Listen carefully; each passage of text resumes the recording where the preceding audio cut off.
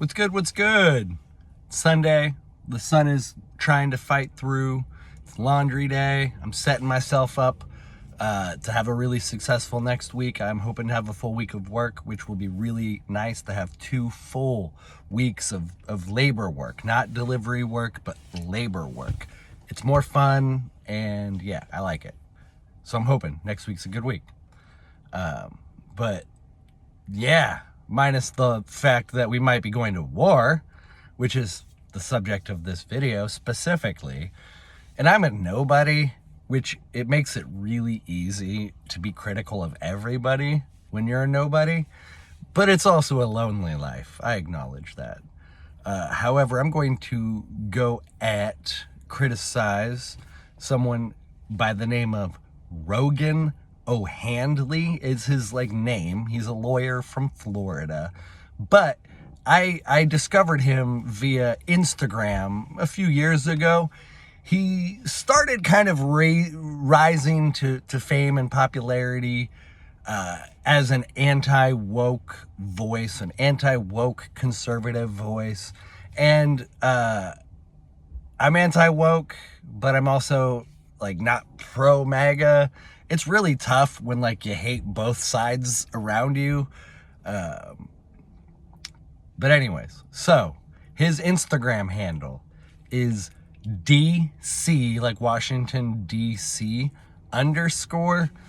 _Drano, because he campaigned for and advocated and stood up for Donald Trump during the election season and process, because Trump was talking about draining the swamp, no more foreign wars, we're gonna release the Epstein files, we're gonna balance the budget. Trump campaigned on all anti-swamp, he calls it the swamp creatures and the swamp, all on anti-swamp slogans. 6 months into his second presidency, and the swamp is thicker and darker than ever. And Rogan, you are just sucking Trump's dick. Bro, I wanted to like you because I want to like people. I want to have friends across different spectrums of ideology and beliefs. But bro, you literally got the fake Epstein binder. How did that not just slap you in the face as oh, I'm being played? So Rogan is one of the influencers that got the fake, we call it the fake Epstein binder, because they did this whole press conference, this photo shoot. They're all holding up this binder with no new information. Nothing was really released. It was purely a publicity stunt, and you were played, brother. But apparently you're not waking up, because you've turned into a neocon.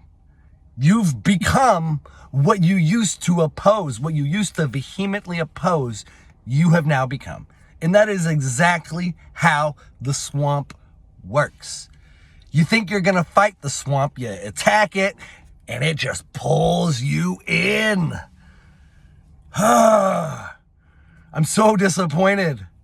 I didn't think a Trump presidency would be revolutionary in any sense, but I just thought it would be this much better than a Harris presidency.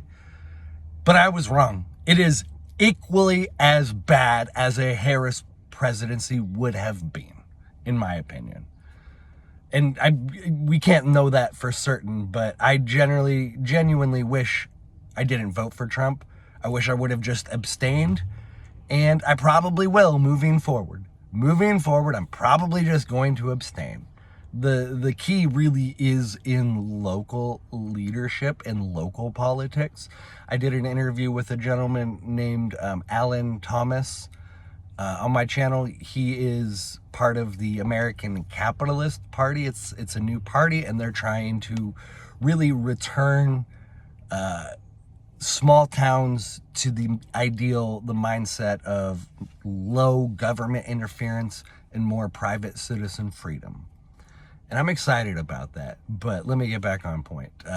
Rogan, you need to change your Instagram handle, because DC Drano just doesn't fit anymore. Or rather, they drained the swamp like you swallowed that shit. You just gobbled it up and swallowed it. You are part of the swamp now. And I hate to say it, it sucks. Just like, where are the rational, sane voices in our media sphere, in our alternative media sphere? And while I'm on it, I'll maybe call out a few other names. It's been really interesting watching the various alternative, conservative voices posting very similar things, similar language, similar rhetoric. It very much feels like, and I'll give an example. Charlie Kirk is a good example. There has been a shift in Charlie Kirk's content creation and in the direction he's taking his company, and it aligns more and more with the swamp. He is someone that I don't agree with much on, but I respect his intelligence. And there's a few people that I think are quite intelligent and I disagree with. Intelligence doesn't mean you're right. And what does right even mean? Let's get really esoteric and meta. But what does right mean? Who is right? What is truth? All of that fun stuff. And so while I disagreed with Charlie on a lot of things, I still saw him as intelligent and anti-woke. However, he is now a neocon as well. It's really, I don't want to say fascinating, discouraging, seeing how powerful the swamp is and how it's grabbed everyone. There was another name. Benny Johnson, I think maybe was always a propagandist, but he is also someone that claims to be alternative media, but isn't. Tim Pool absolutely sold out. I don't know what his values are. He's a character. I don't know. He's also very intelligent and very hardworking. These are people that it's easy to be a nobody. I can criticize them, but they would probably destroy me in a debate. But I'm not like looking to have debates. I'm looking to have conversations. A great example is go back, if you go to my lives, so go to my channel, go to lives. I did a live stream with someone named Augustus. We titled it Life, Liberty, and Trans Rights.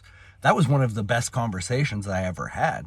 And we disagreed, but ultimately we found some common ground. It was honestly one of my favorite conversations. I want to have more conversations like that. But there are so few people who are not swamp creatures. Like, damn. I'll sort of wrap the video up with my slogan. Not everything is a psyop, but most things are. Influencer capture, elite capture, media capture is real. And there are probably almost zero voices of prominent status within the media sphere, the social media sphere. There's zero, maybe one or two, but I can't even name one or two voices that I think are legitimately independent people with their own ideas who are not being influenced above in some way, shape, or form via money, fame, blackmail. It's just really sad, which makes it easy to see how people are so divided when you just know that so much of the media sphere is controlled. Oh man, like this character, nope, not gonna go into it. Okay, I will. Nick Fuentes is another really good example.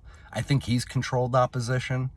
I'm not saying he is. I'm saying I think he is. Don't sue me. Please don't sue me. I'm alleging. I'm just postulating. I'm a nobody now, but I might not be a nobody forever. So I need to speak better. But anyways, with that being said, I think we should just focus on the local level of things. And that's where I'm going to try to redirect my energy. When I'm getting caught up in this national media stuff, I need to think, okay, how can I think and act more locally? Think and act more locally. That's the key. It's so bromidic, like a bromide. Google that. It's a really cool word. a trite slogan. You don't have to Google it, I'll tell you. But I really like the expression, think globally, act locally. What makes it bromidic is that if you don't do anything about it, if you just spout the expression and then don't actually go out into your community. But I do go out into my community. I do volunteer. I do like clean up random trash on the streets. I help, random people when I see dogs on the street. I always stop and like help dogs find their owners. Anyways, I'm rambling. I'm gonna end the video here, but Rogan, do better.